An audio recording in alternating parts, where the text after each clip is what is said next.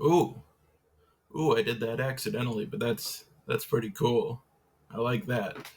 Uh, Hello everyone.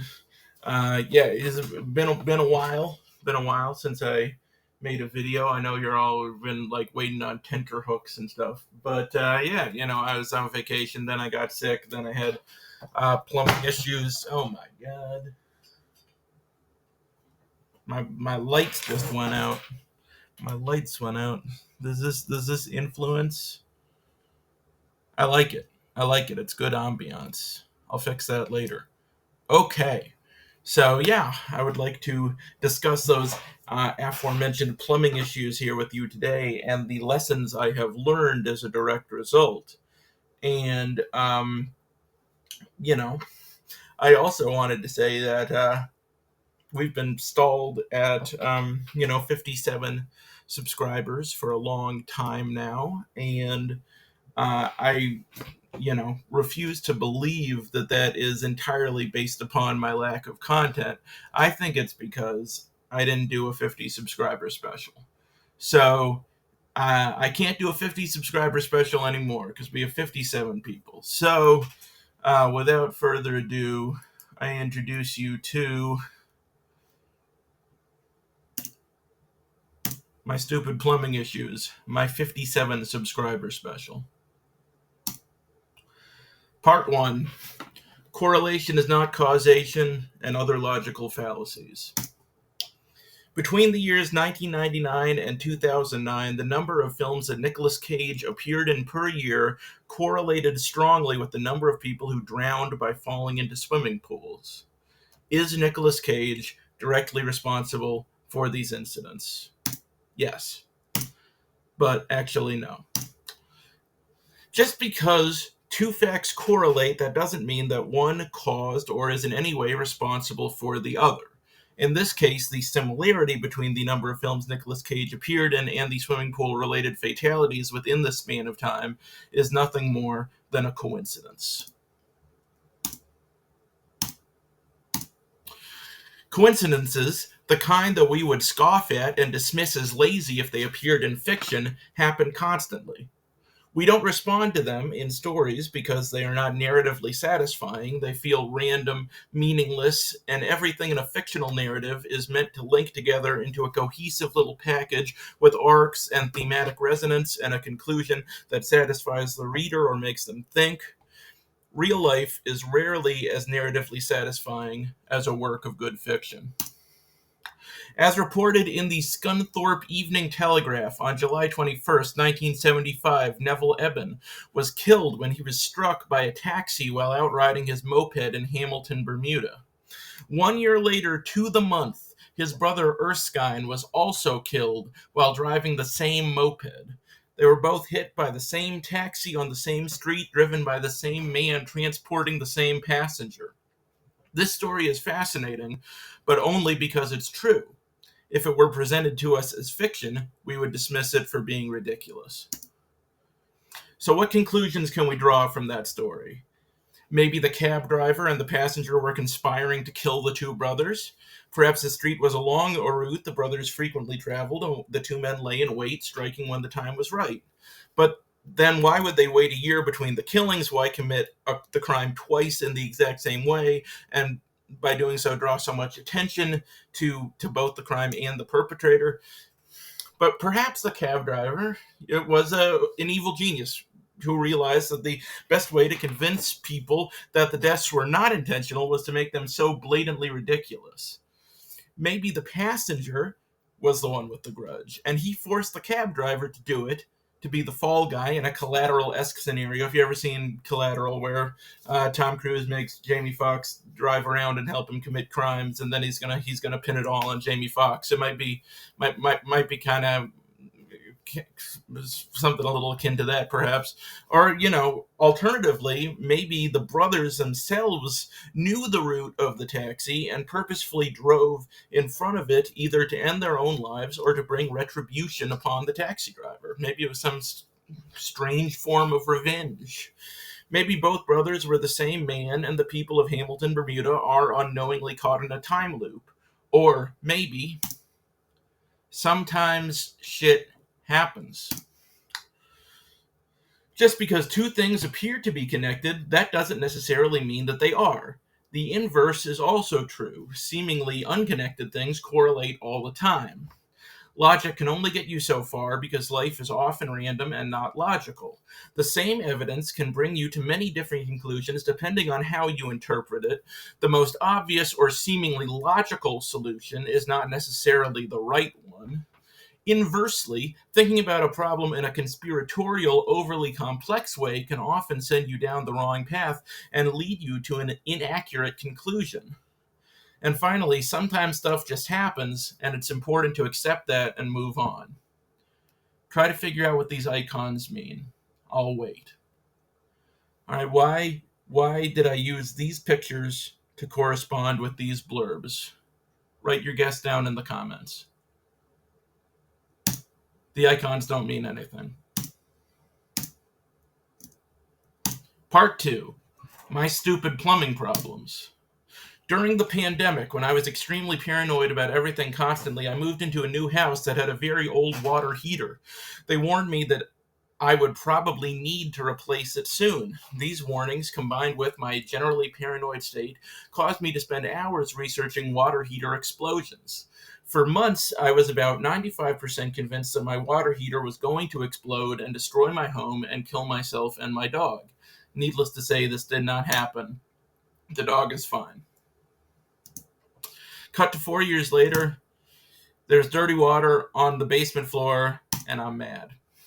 So what conclusion can we draw from the following evidence? Number 1, there is dirty water on the floor. Number 2, the internet says that the water is probably dirty because of water heater-related debris, which is a thing. Number 3, some of the water is directly beneath the water heater. Number 4, the water heater is very old. Number 5, I bring in a professional plumbing person to the house and tell them that the water heater is leaking and it needs to be replaced, and they agree with my assessment.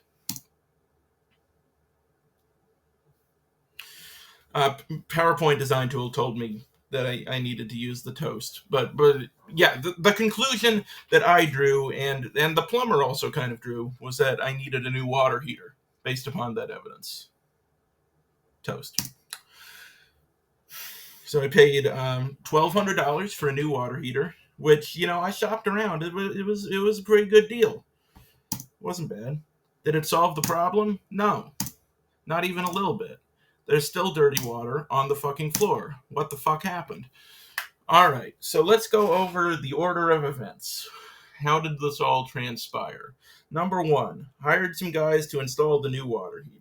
Number 2, they came to my house and installed the new water heater. It took many hours, stressed out my dog. I paid them $1,200. Number 3, I excitedly took a hot shower for the first time in 4 days. And number 4, I headed down to the basement to sleep because that is where my room is, because I decided to live in the basement of my own house because it was the nicest room, or at least it used to be. And then number 5, there is dirty fucking water on the dirty fucking floor. Fuck everything. I am crushed. I am utterly defeated. I am toaster. How could this have happened? Part 3. Let's look at that evidence again. Fact number 1. There is a drain in my basement. The dirty water is always around this drain, but that makes sense, right? Because that's where the dirty water drains out. That's why it's there. Fact number 2, there is another drain in the downstairs bathroom, which is also surrounded by dirty water. This drain is nowhere near the water heater. I explained this to myself by not knowing how water heaters work. Fact number 3, the water heater otherwise appears to be working normally and is not showing any other symptoms of decline. I could still get hot water really fast. It wasn't making any weird noises or anything like that. It seemed pretty good, other than the leak. And fact number 4, I don't know what the fuck I'm talking about. These are the 4 facts that I ignored to confirm my hypothesis that the water heater was to blame. Evidence. There is dirty water on the floor. Assumption. This water is dirty because of water heater-related debris. Possible alternative explanation. Maybe that debris is something else. Maybe it's dirt or other detritus from a clog in my main sewer line. Perhaps. Evidence. The internet says that the water is probably dirty because of water heater related debris. Assumption. The internet is right and has validated my assumptions. Possible alternate explanation. The internet has steered me wrong many times, and also the internet is not here. Evidence. Some of the water is directly beneath the water heater. Assumption. The water is coming from the water heater. And possible alternative explanation. The water is coming from somewhere else and resting beneath the water heater because the floor is slightly sloped and the water heater area is recessed. Just a little bit, but, enough to be deceptive. Evidence. The water heater is very old. Assumption. The water heater broke because it's old.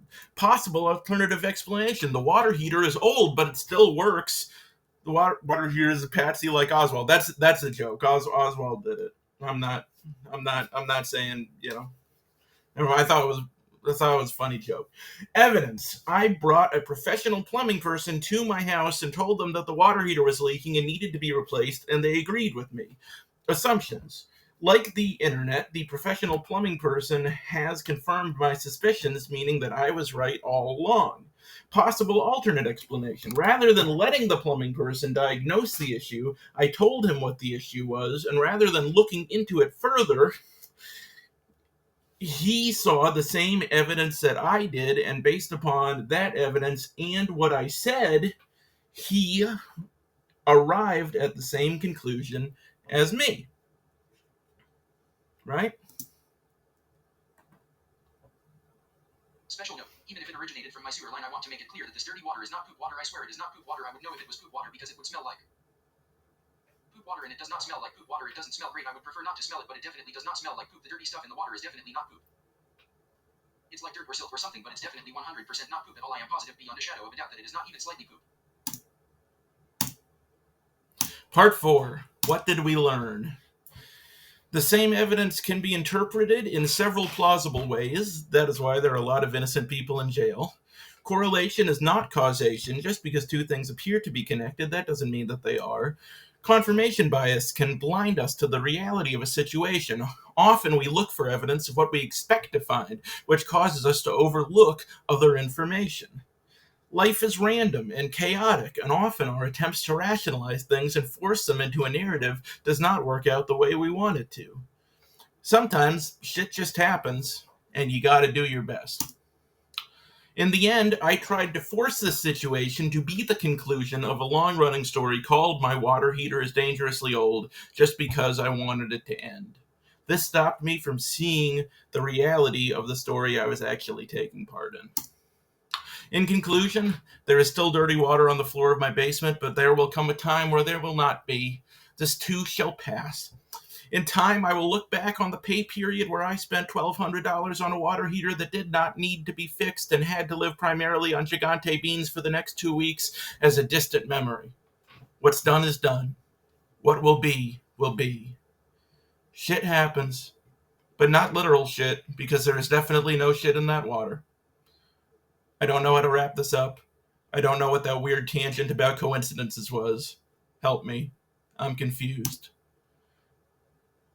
I recommend gigante beans. The end. Toast.